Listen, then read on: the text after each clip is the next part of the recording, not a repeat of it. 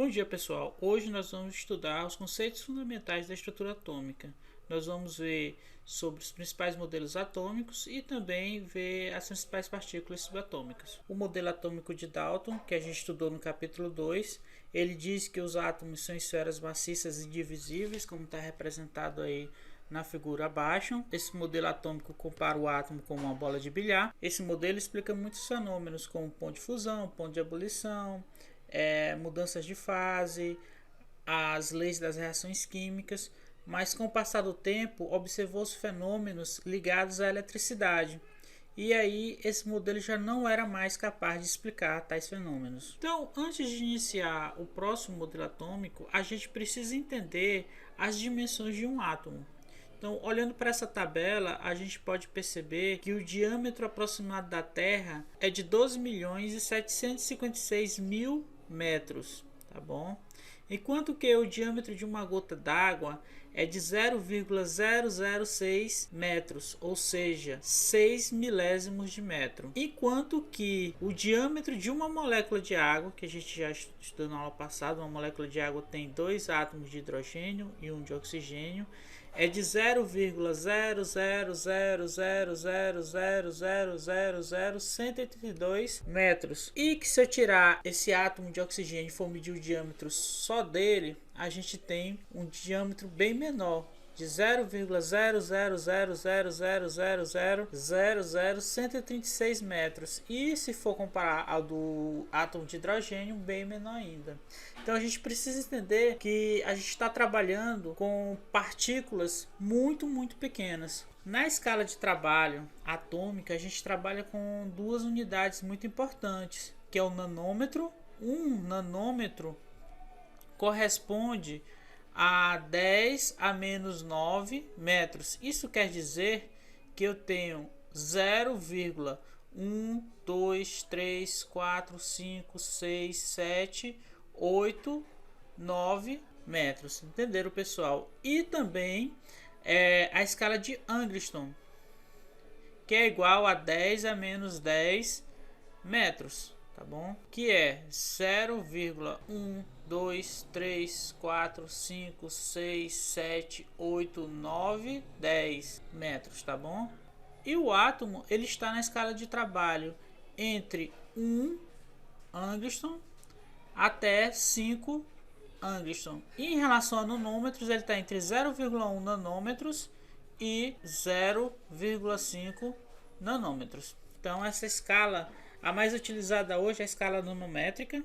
Então, quando a gente vai medir o tamanho do átomo, geralmente a gente trabalha com nanômetros. Então é só para vocês terem uma ideia da dimensão do átomo. Então, como o modelo atômico de Dalton não explica esses fenômenos elétricos, e durante esse período vários físicos faziam experimentos com ampolas de vidro contendo gases rarefeitos, eles puderam observar que nessas ampolas saíam raios do cátodo, do lado negativo, em direção ao ânodo, o lado positivo. Esses raios saíam em linha reta. E fazendo alguns experimentos, Thomson pôde observar que se ele colocasse hélices, ventoinhas, na frente desses raios, eles eram capazes de mover essas ventoinhas.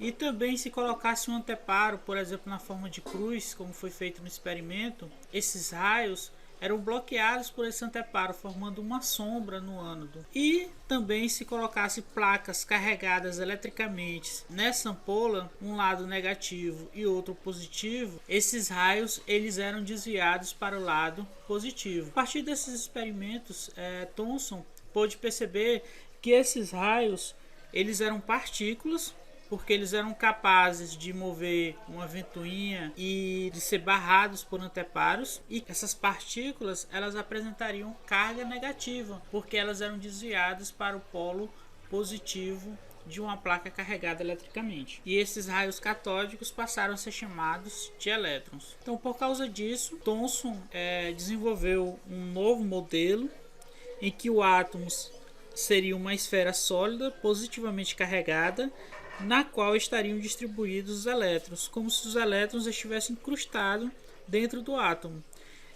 Esse modelo é conhecido também como modelo pudim de Parsons pela semelhança, como se o pudim fosse a parte positiva do átomo e as passas incrustadas no pudim seriam os elétrons. E a partir desse modelo foi-se possível explicar os fenômenos elétricos dos átomos. Modelo atômico de Rutherford. Rutherford foi um físico nascido na Nova Zelândia em 1871 e que faleceu em 1937. No início do século XX, Becquerel descobriu que átomos de urânio emitiam naturalmente raios. E esse fenômeno foi também estudado pelo casal Pierre e Marie Curie, que nomearam como radioatividade. Eles descobriram vários elementos radioativos, como além do urânio, o polônio e o rádio. E Rutherford realizou o seguinte experimento na tentativa de saber a natureza dessa radiação, desses raios. Num bloco de chumbo ele adicionou polônio. Esse bloco tem um pequeno orifício que emite esses raios de forma retilínea até o anteparo. E no meio do caminho a gente tem placas carregadas eletricamente, uma positiva e uma negativa. E ele observou, pessoal, que quando ele ligava essas placas, a radiação, em vez de marcar apenas um espaço no anteparo, ela marcava em 3 posições diferentes. Então, observando esse experimento,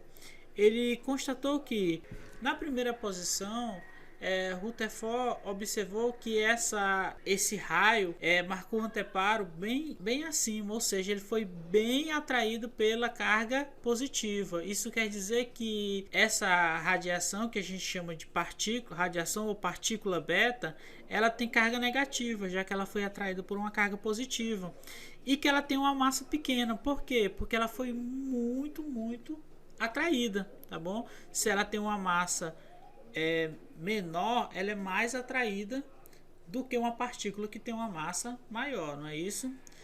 A outra partícula, ela foi atraída pela carga negativa. Se ela foi atraída pela carga negativa, ela é positiva. Essa partícula é chamada de partícula alfa e ela tem uma massa grande. Por quê? Porque ela foi pouco atraída. O desvio dela foi muito pouco em relação ao desvio da partícula beta. E uma terceira partícula que não sofreu desvio.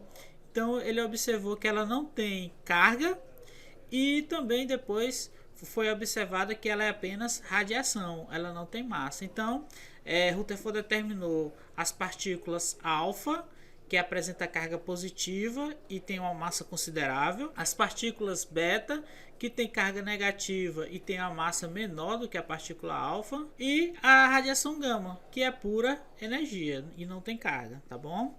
A gente vai estudar isso quando a gente estiver estudando o fenômeno da radioatividade. Em outro experimento similar, Rutherford adicionou uma fonte de radiação alfa, colocou uma placa na frente com um orifício para que essa radiação possa ser mais retilínea possível. Em seguida ele botou uma finíssima lâmina de ouro e também um anteparo fluorescente. Quando ele abriu aqui o orifício e deixou passar a radiação, o que foi que aconteceu? Ele observou que grande parte da radiação passava pela lâmina de ouro e marcava o anteparo fluorescente. Uma pequena parte passava pela lâmina, mas sofria desvio, e uma pequeníssima parte era refletido, ele batia na lâmina e voltava. Então, observando esse fenômeno mais a fundo, a nível atômico, a gente percebe que uma parte se choca como se fosse um núcleo do átomo, ó.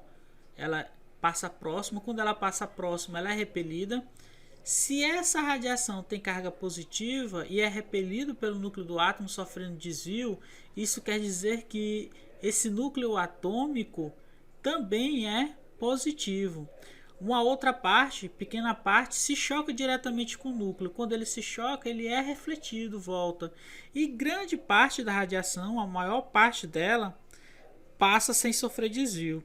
A partir disso eu posso concluir que um átomo é composto por um núcleo positivo e bem denso, ou seja, um núcleo maciço e bem denso, e por uma parte vazia, praticamente vazia, tá bom? Então o núcleo o átomo de Rutherford tem essa característica. Ele tem uma carga positiva concentrada no núcleo para ver essa reflexão e esse desvio de partículas positivas. O núcleo atômico conteria quase toda a massa do átomo para poder repelir ou refletir essa radiação, que tem uma certa massa. Ele deve ser bem denso, ou seja, deve ter uma massa bem grande. E o elétron teria uma massa desprezível, tá bom? E ocuparia uma região do átomo que é praticamente vazia. Então ele determinou que o átomo teria um núcleo positivo e a eletrosfera. A eletrosfera é essa camada em volta do núcleo, onde eu tenho os elétrons girando em órbitas ao redor do núcleo. Ou seja, a gente tem um núcleo maciço e positivo e os elétrons orbitando na eletrosfera. A diferença entre o tamanho da eletrosfera e o tamanho do núcleo atômico é muito grande. A eletrosfera é muito maior do que o núcleo.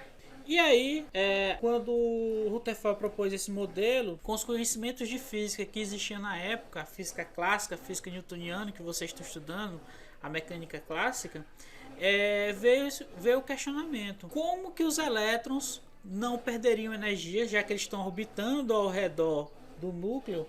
Como eles não perderiam energia e se chocaria com o núcleo? Ou seja, como esse átomo consegue ser estável? Com o desenvolvimento do eletromagnetismo e com o estudo do comportamento de corpos pequenos, que pode se comportar ora como partícula, ora como onda, surgiu a mecânica quântica, que explica o comportamento de corpos muito pequenos. Baseado nessa teoria, Rutherford resolveu o problema da estabilidade do átomo de Bohr. E para um átomo de hidrogênio, ele determinou os seguintes postulados: um elétron gira ao redor do núcleo em órbitas circulares.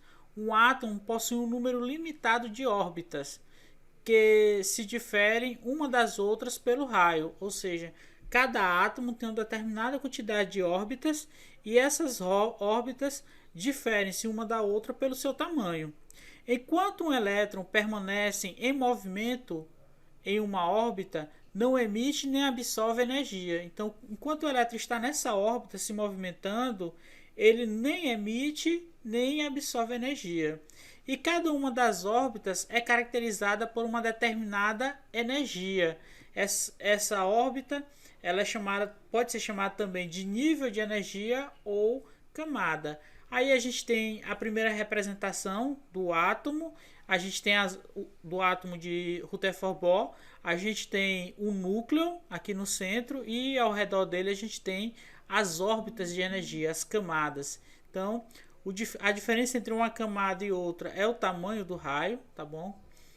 Em seguida a gente tem outra imagem. Enquanto o elétron está em uma órbita, ele não perde e nem ganha energia. Quando ele passa da órbita mais interna para a mais externa, ele emite energia. E quando ele passa da mais externa para a interna, ele recebe energia. Então, quem são essas partículas subatômicas? A gente tem 3 partículas subatômicas, que são elas: os prótons, que têm carga positiva, tá bom? E tem uma massa considerável. Os nêutrons, que não tem carga é zero e tem a massa idêntica à massa do próton. Essas duas partículas estão no núcleo.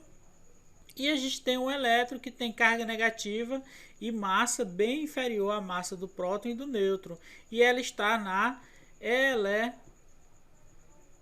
eletrosfera. Então aqui a gente tem um gráfico representando o próton, representado pela letra P.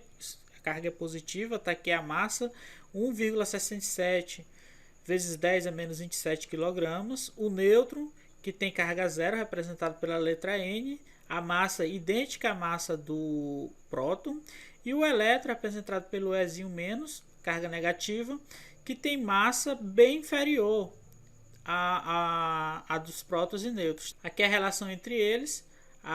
Quando eu divido a massa do próton pela massa do elétron, eu tenho uma massa muito pequena. A massa do elétron é 1840 vezes menor do que a massa do próton ou do nêutron. E a gente tem as cargas aqui do lado.